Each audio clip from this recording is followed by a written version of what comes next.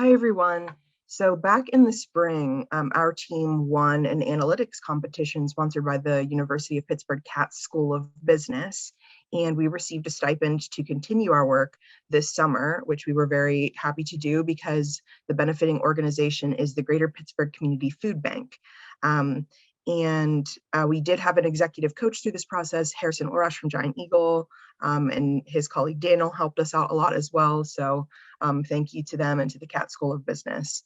All right, well, I will get right into the presentation now. So the food bank does great work, and they already have a general sense of which areas in their 11 county territory are more and less in need of their services.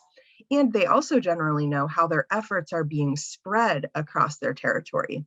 But they asked us to find an analytical way to measure need and measure distribution with the hopes that we could find a way to more specifically do that with smaller geographic units. And we accomplished that and more. So to address the first point, we used data from the US Census API to assign a food insecurity score to each census block group in Pennsylvania. And to do this, we relied on research that had previously been done by Feeding America, which is an umbrella organization dedicated to addressing food insecurity across the country. We also recorded other demographic information about each census block group. And then to address the distribution question, we used data from the food bank to construct a food bank distribution score for each census block group. And our solution is that we put our analysis results, so both the food insecurity score and the distribution score, into an easy to use, free to use interactive map that allows even non-technical users within the food bank to view this data in ways that we hope will be useful to their work.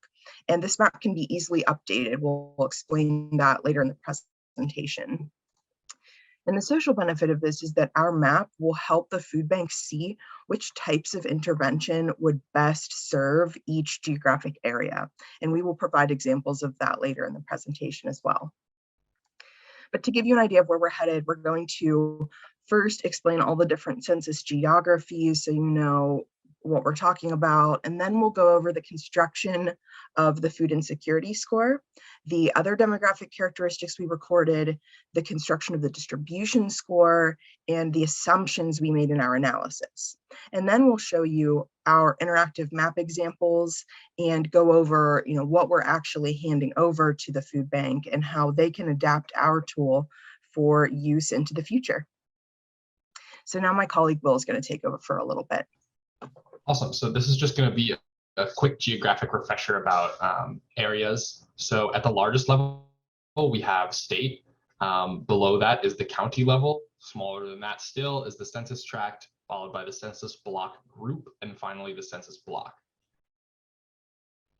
Looking at how we actually constructed the insecurity score for our mapping, we borrowed from Feeding America's research. The government does not officially estimate at the census block group level of food insecurity, but there is a state level estimate.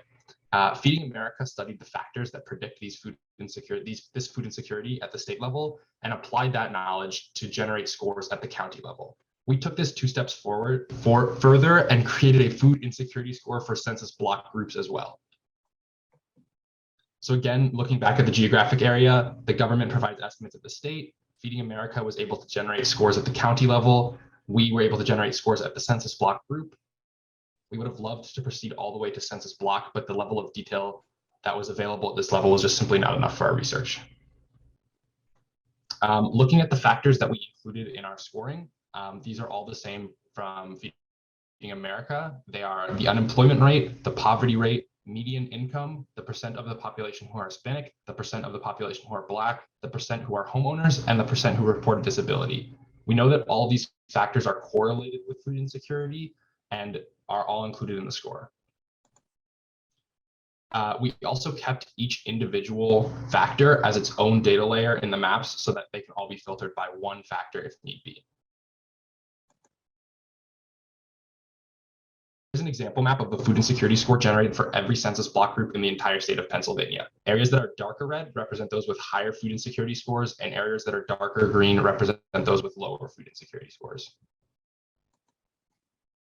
All right, well, thanks, Will. So after we had a good measure of need across geographic areas in Pennsylvania, we needed to see how we could assign a distribution score to the areas within the food bank's territory to see how that need was being addressed by the food bank. And to do that, we needed to answer two different questions. So first of all, how many sites are accessible from each block? And then how many pounds are available at those sites.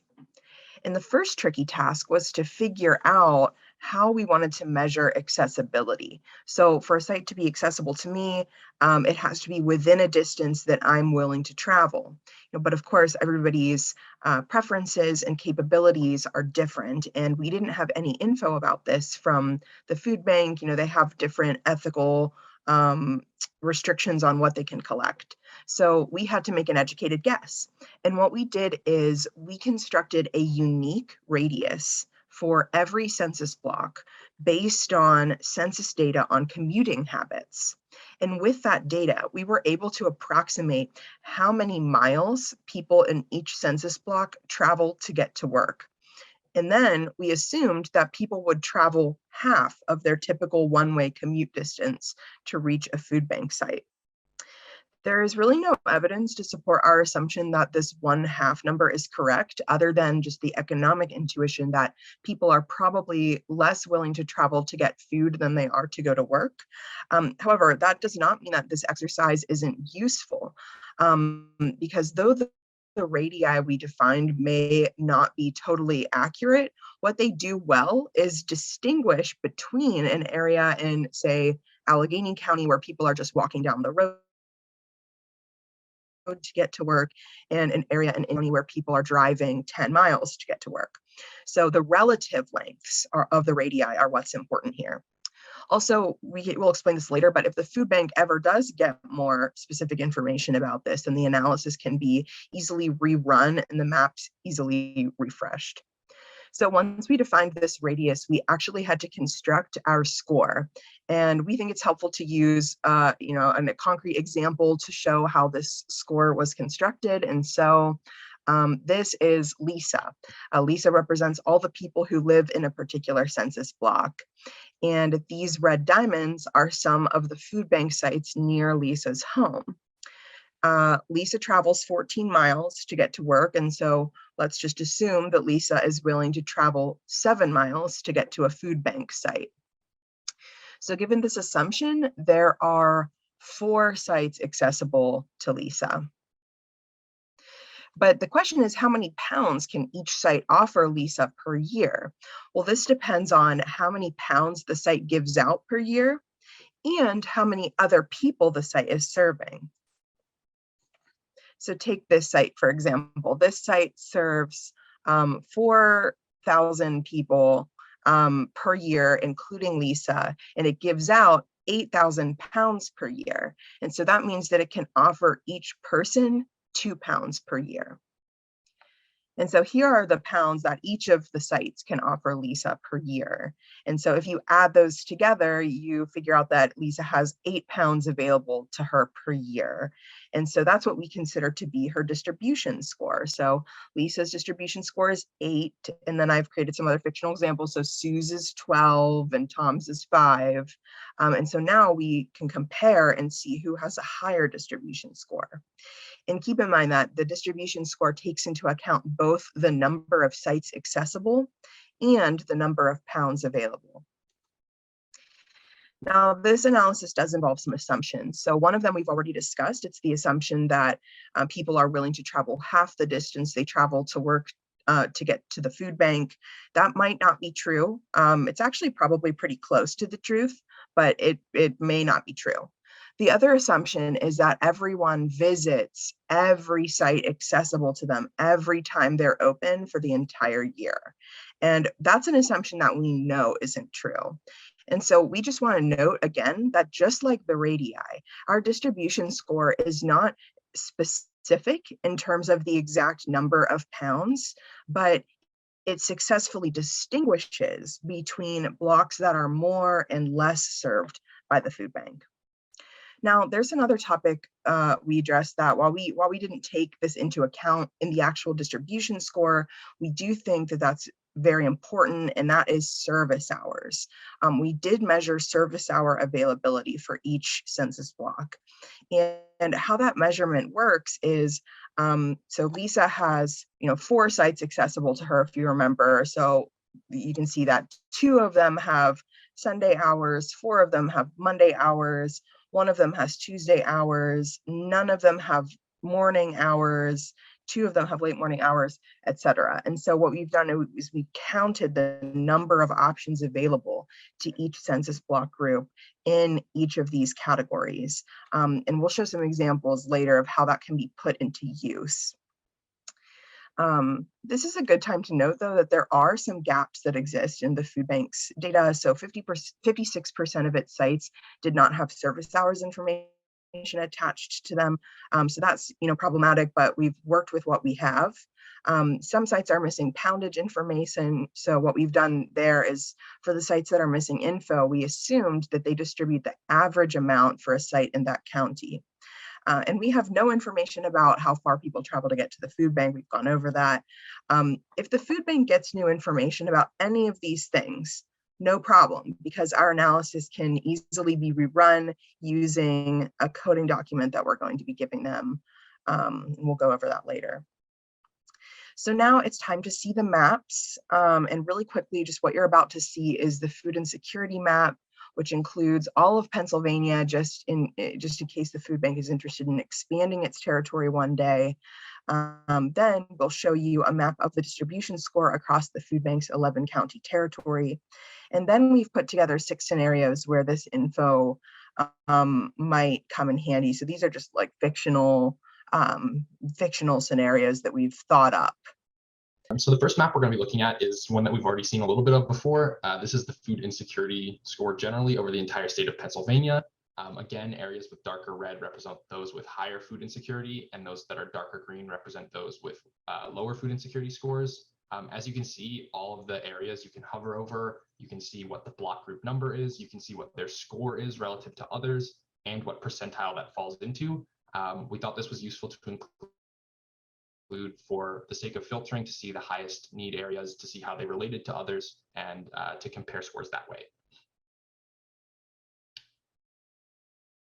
The next map we have is a map generated with the same methodology, but specific to child food insecurity. Again, darker red areas are those with higher need, darker green are those with less higher need. And again, you can hover over, you can look at the comparison, and all of this is filterable under the same criteria.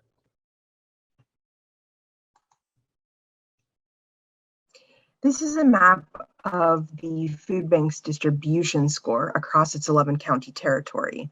You can see that darker blue areas represent areas that are more served by the food bank, whereas darker red represent areas that are less served by the food bank. And once again, you can hover your cursor over to see the number of sites accessible to that block group, the radius that we've assumed that people are willing to travel in that block group to get to the food bank, the block group's total population, and the distribution score. So now we're going to get into these 6 scenarios that we've thought up to show you, like, this is a lot of information. You might want to know, how can it be put into practice? So the first map we're looking at is Fayette County, which is a county that the food bank currently manages. And we filtered to the top 25% of the food insecurity score. And this is an example where maybe the food bank is looking at expansion or intervention within one of their counties they already manage, and they want to know what areas will have the greatest impact or the highest lift to their current performance.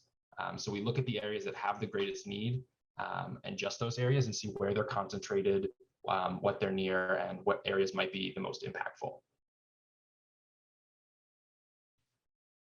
This map shows Westmoreland County, which is not managed by the Greater Pittsburgh Community Food Bank, but does have its own network of food banks.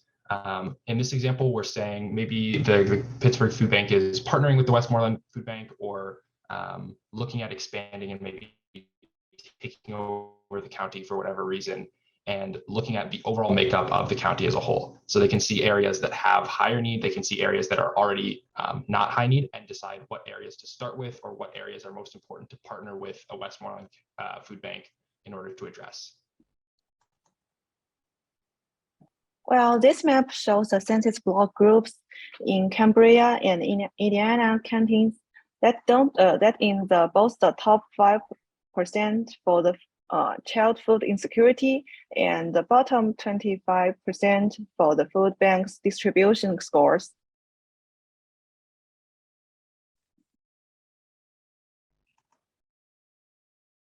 And this map shows the census block groups in Beaver County. In this county, they don't have any Saturday evening hours accessible to them. So the census block groups are shaped according to the food insecure percentile. And in this map, the dark red means more food insecure. Great.